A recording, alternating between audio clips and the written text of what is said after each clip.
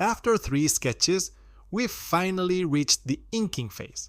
Of course, before starting, you can make adjustments to the sketch using the Transform tool and the Liquify tool, just as we did with the second sketch, but if you are happy with the result, it's not necessary. In my case, I like my sketch, so I'm ready to start the inking phase. This is a very important phase because it will definitively, or almost definitively, set the line art of our character, and this will decisively influence the final result. Though it seems similar, the inking phase is quite different from the sketching phases. The main difference is that theoretically, in this phase we should no longer be making decisions, and therefore it's a much more mechanical or repetitive phase than the previous ones.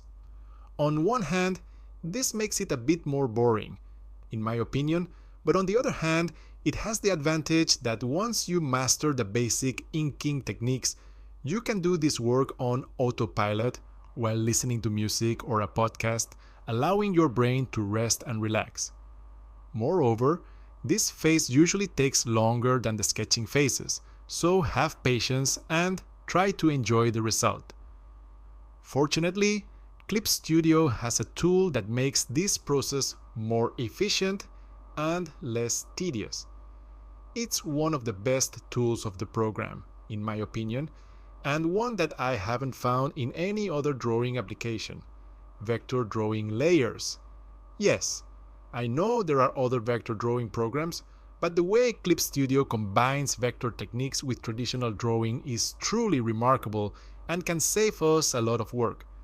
If you're not familiar with these terms, you might be wondering, what is vector drawing? I will show you with an example. Until now, we have been operating in raster layers. We haven't paid much attention to this information, but if you hover the mouse over the new layer icon, you'll see that what we have been doing all the time is creating raster layers. A raster layer is basically a normal layer. The information saved in this layer is recorded in pixels, and it's not possible to modify it, although you can erase it and record new information. I know this might seem a bit confusing, but I think raster layers are better understood in contrast to vector layers, so let's look at those. The icon to the right of New Raster Layer is New Vector Layer. If we create a vector layer, we see that it has this little icon of a cube in isometric perspective that differentiates it from normal raster layers. If we draw on this layer, apparently nothing changes concerning raster layers, but the truth is that there is a big difference. The information recorded in vector layers is saved in the form of mathematical formulas, which means that the program can read and modify this information at any time. Using vector tools like the Correct Line tools, we can manually manipulate these lines and adjust them. Do you see? One important thing to keep in mind is that no special pen tool is needed to achieve vector lines.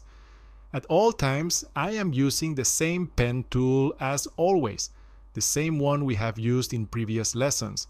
This same pen tool generates different lines depending on the layer we operate on. Rasterized lines in raster layer and vector lines in vector layers. This might not look very impressive, but I assure you that for me, this discovery made my life much easier. Let's see how we can apply it to the inking of our characters. Let's go back to our third sketch, and as always, let's create a new layer to work on. Although this time, let's create a vector layer and optionally change its name. This is already the fourth layer we create, so it might start to be a bit annoying to have so many layers down here. If they bother you, you can delete the layers you don't need, or group them into a layer group and hide them. For the moment, we only need to have the third sketch layer visible, so we lower its opacity and change its color to easily differentiate the sketch from the inking lines. Also, this time I will work with black color, although as we will see later, another advantage of working with vector lines is that we can easily change the color at any time. For now, let's use the black pen tool to start inking. Let's suppose that I want to start by tracing the line of the fisherman's hat. It's quite a long line, and although I accommodate the drawing to my stroke angle using the rotation tool, it's likely that the line won't land exactly where I want. This is perfectly normal, and as we've seen before, one of the most practical options is to press Ctrl-Z and try again. This is fine, but there's another possibility that can save us time. If the line doesn't land exactly where we want it, but it's pretty close, we can use a vector tool to correct it, the Pinch Vector Line tool. We can find this tool here, below, to the left, in the Correct Line Tools group.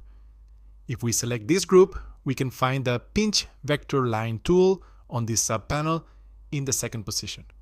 Down here you can find the parameters that I use. For the moment, I recommend you copy them to facilitate following the tutorial, and when you understand how this tool works, you can adjust them to fit your preferences. For now, all we need to know is that if we click on any point of the line and drag the mouse, we can stretch or modify the line in the direction we want. As you can imagine, this function can be of great help in quickly and efficiently improving the precision of our inking. Personally, I use this technique quite a bit, as you will see next, and it's one of the reasons why I like using Clip Studio so much. But the good thing doesn't end here. This is just one of the possibilities for vector inking.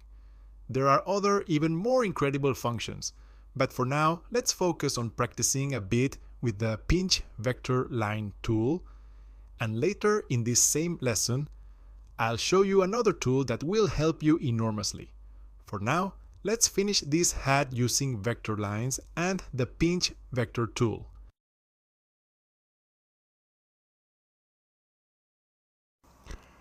For the next few minutes, I will just use the same tools over and over again, basically the pen tool, the eraser tool, and the Pinch Vector Line tool. As you can see, I'm using it to adjust the lines instead of drawing them again. And something that I like about this technique, especially when combined with the next technique I will show you, is that it allows you to strike these very bold strokes. You can just draw very fast, very boldly, like that, so you get very confident lines. And then you can just delete them and adjust them. I think the results are better this way, as opposed to drawing them very slowly and carefully, because they look kind of cold, not very natural. This way you get more dynamic results, and I really like it. As this is a tool that I use very often, very often, you can imagine that I assign a shortcut to this tool. In my case, I choose the shortcut Q, the Q letter, but of course you can use any other key that it's more convenient for you. Other than that, as you can see, there isn't much to say about this process. I keep using the same tools over and over again. I always try to use thinner lines, slightly thinner lines for these inner lines, these texture lines. And to achieve that, I just try to use less pressure on my digital pen. You could change the thickness of the pen also, but it's just quicker if you do it this way. But honestly, my style is not very realistic and really doesn't matter. Most of the time I could use the same width and it would look almost the same. So this is almost over. I'm just adding a few texture lines here and there and using the Pinch Correct Line tool like that to correct and adjust those lines. But as you can see, this looks pretty well already. Okay, so now that we have finished the head, I will show you the next trick that complements this vector manipulation tool, and that it's even more impressive. That tool is the Vector Eraser tool. It's a tool that will allow us to delete the intersection between two vector lines in a very clean and fast way. Let me show you with an example. Let's imagine I want to ink these lines of the mustache, so I throw a very bold dynamic line here and another one here. Let me try again. Okay, this one is better. I adjust it and now it looks quite good, I think, but of course we need to get rid of these two intersections.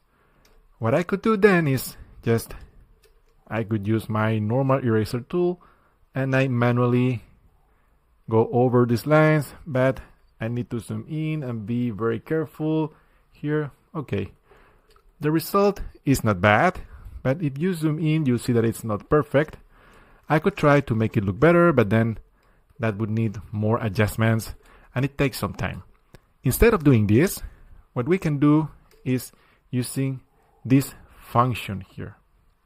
So if you select your normal eraser, just the normal one, but then you go down here, you will see this vector eraser option. If you turn it on and select the second icon, the one that says erase up to intersection, you will see what happens. Now I click anywhere on the canvas and then I hover over the line and I release. Did you see? Just magically that line disappeared in a very, very clean way. Even if you zoom in, you can't see any imperfection. Let me do it again. I click anywhere on the canvas, I drag here, I hover over the line, then I release. And the intersections are gone. I could do the same here. I throw this line here, then with the vector eraser, I go over the two lines, I release, and they are gone. Let's practice this for a while before I introduce a new concept that combines well with this new tool. So I will finish working on this mustache using this tool. You see, now I will throw a new line this way. I think it's good. So using the vector eraser tool, I can get rid of the lines that go beyond the intersection quite nicely. And I can continue here. I go down and I delete this intersection. I think this tool is particularly interesting if you use a style similar to mine with these sharp angles and clean shapes. It can really save a lot of time. But like I said before, besides the time saving, which is always welcome, what I like about this technique is that it allows you to be very quick, very bold, very dynamic with your strokes. So instead of doing like this, 1, 2, you see, it was a little bit wobbly, not that nice. Instead of doing this, I go 1, 2. And, oops, sorry. This happened because these lines are not really intersecting. They are too far. If I push this one a little bit inside, you see now they are intersecting. Can you see the other one? Now they're intersecting. Then I now can delete this part. Okay. Let's delete the intersections. Let's adjust the lines. This way, I get sharper angles and cleaner curves. But other than that, as you can see, I'm using the same tools over and over again. Let's do, for example, now I will draw the neck. Instead of doing this and this, which doesn't look that great, or going through it and then deleting this part manually, what I can do is, with the vector tool, I draw a very bold line, I adjust, something like that, and then I just sweep over that line to delete it. Okay, and now I can continue doing the same here. I'll do the same with the ear. I delete this part. Okay, with this line of the hair I can do the same. I go beyond the line, but I don't worry because I can just remove it very quickly. I think it's much faster to do it quickly and then remove the line than trying to go very slowly and carefully inside the lines. I don't like that one, so I will delete it. I think this is better. Okay, so I guess this idea is clear now, but let's see what happens here if I want to make this line shorter. I want to delete, let's say, half of it or 3/4. if I have the eraser tool activated and I try to delete up to here, the software will delete the whole line until the next intersection, which is here. That's not what I want. So if I want to go back to the normal function, I need to deactivate the vector eraser tool. Okay, now I can delete this line manually. This is okay, but I find it a little bit slow having to go back and forth to the panel here to activate the erase up to intersection function every time you need it.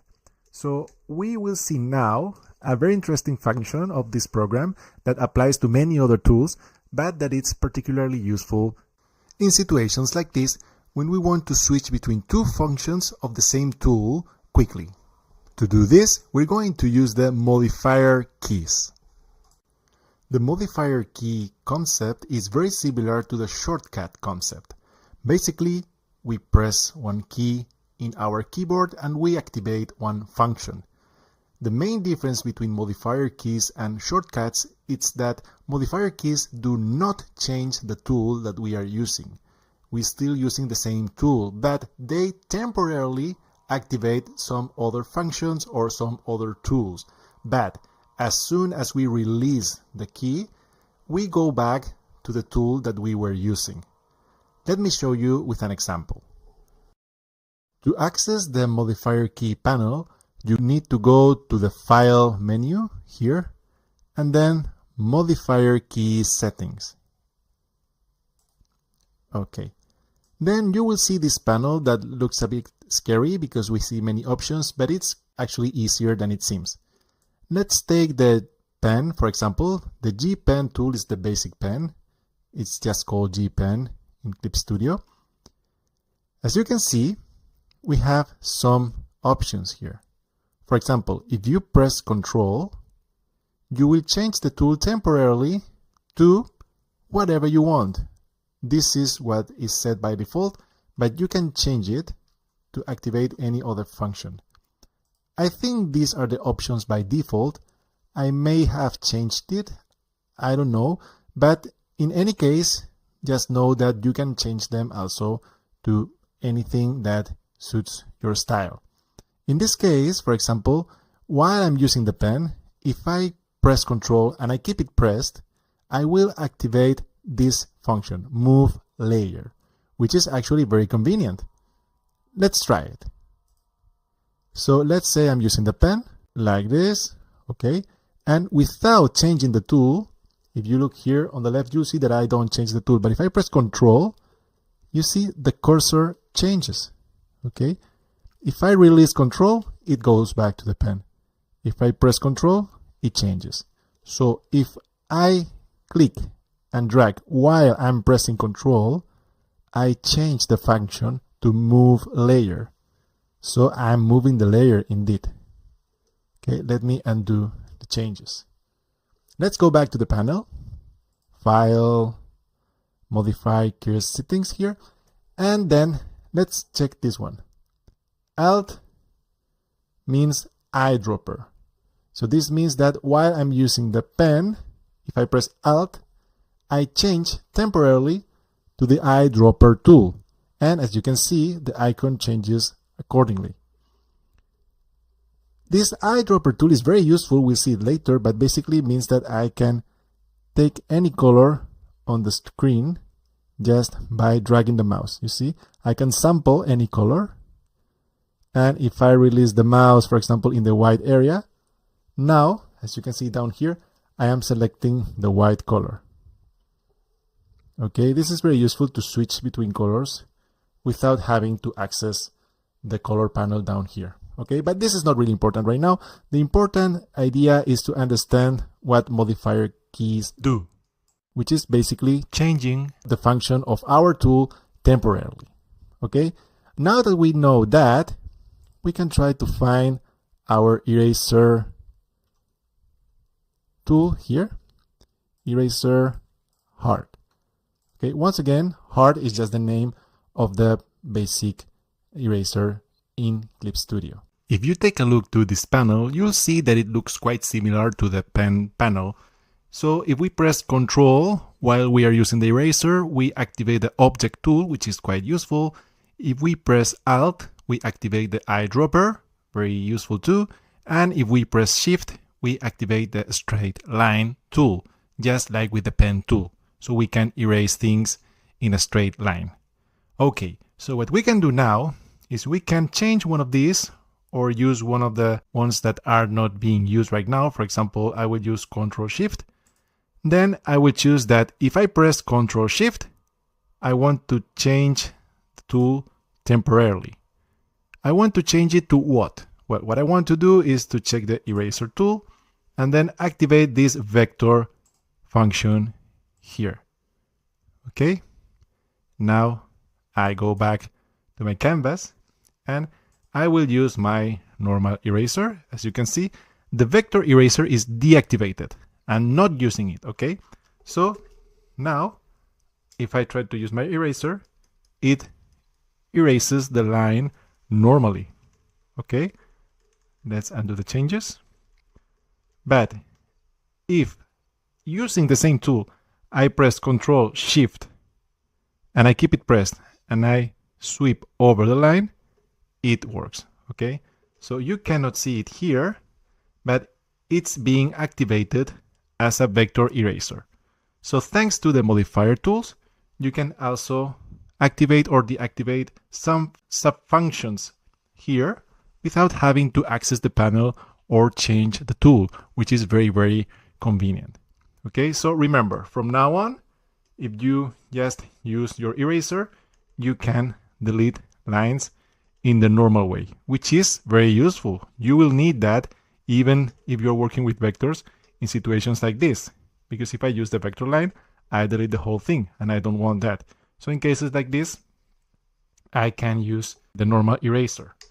But also, now that I have this modifier key set, I can quickly switch between normal and vector eraser very, very quickly, which will speed up the process of making the line art.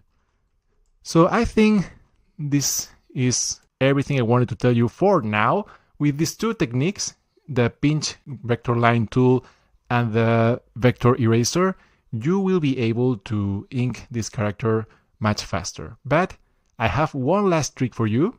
I will tell you later at the end of this lesson. For now, I recommend you practice these two techniques, inking your character, and I'll tell you more about the tricks that you can use with vector layers later. I will finish inking my character in real time, and I will be commenting what I'm doing so you can follow along. But as you can imagine, there isn't much to say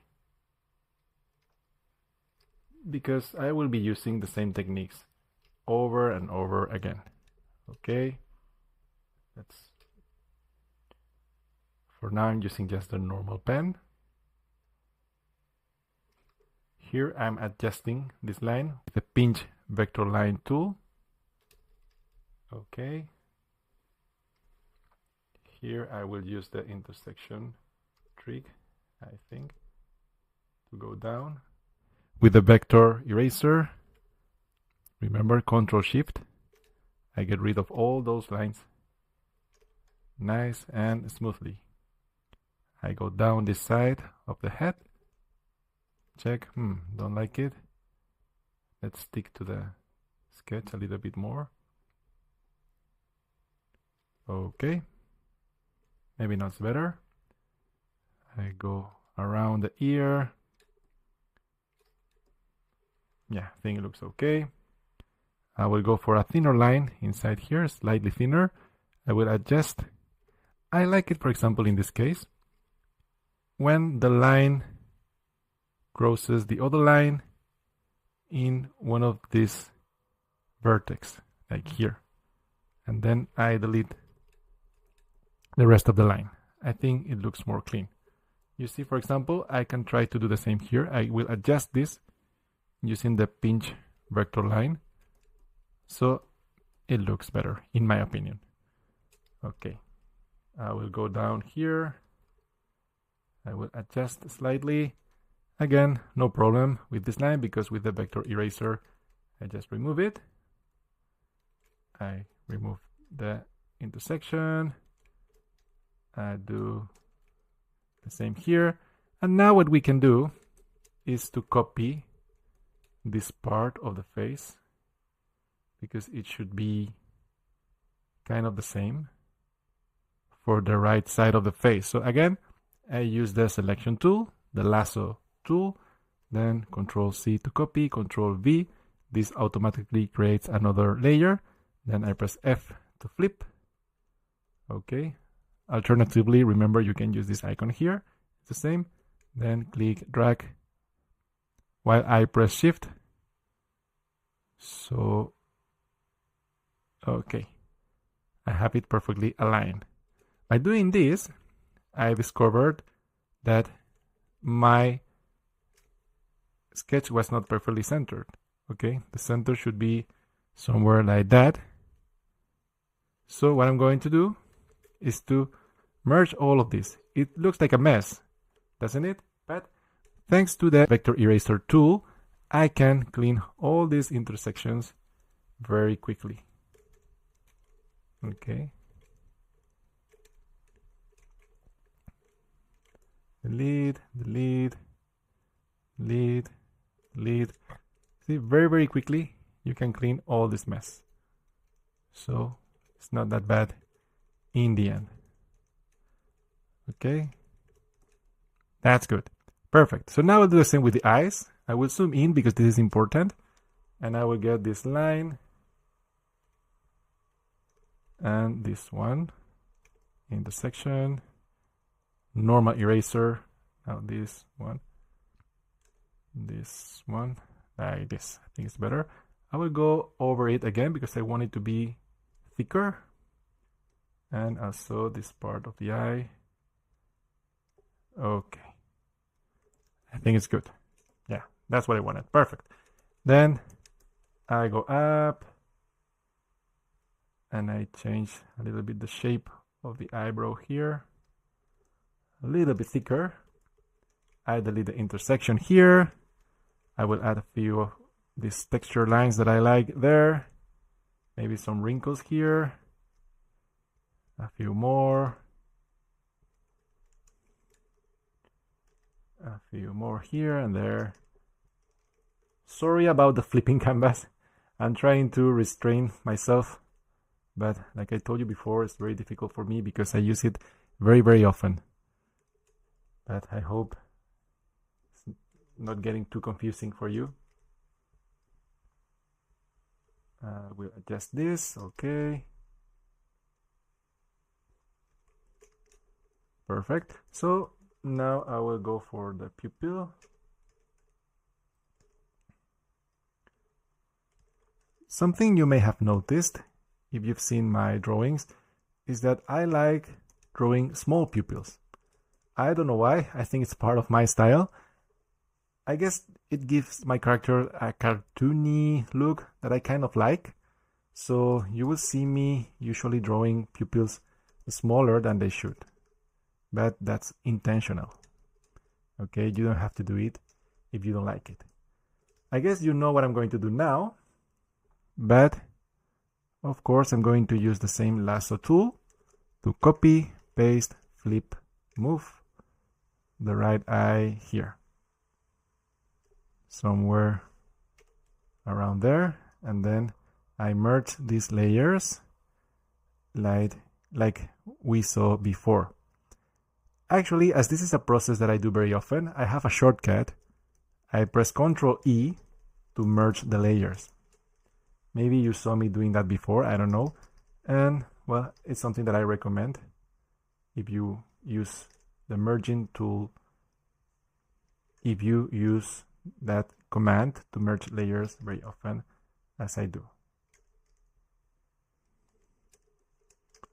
I'm trying to find, yeah, I think I like this. Okay, so let's finish this.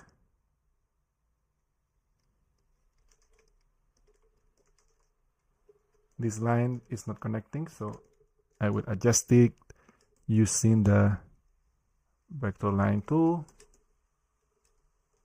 Okay, some more shade here on the chin. Let's try to do this. Oops. Yeah, somewhere like that. Yeah, something like that. A few more lines here. Here. Okay, then we go down there. For some reason, I think that it looks better when you draw these lines for the neck if you draw one longer than the other. I think if you go both ways, it doesn't look very natural, doesn't look very, I don't know, organic. It looks too symmetrical for my taste, so that's why I do it like that. Okay, so we have almost finished, but now, before we finish, I want to introduce a few more tricks that can help your art to look better. Okay, but as this lesson is becoming quite long, we can see that in the next lesson.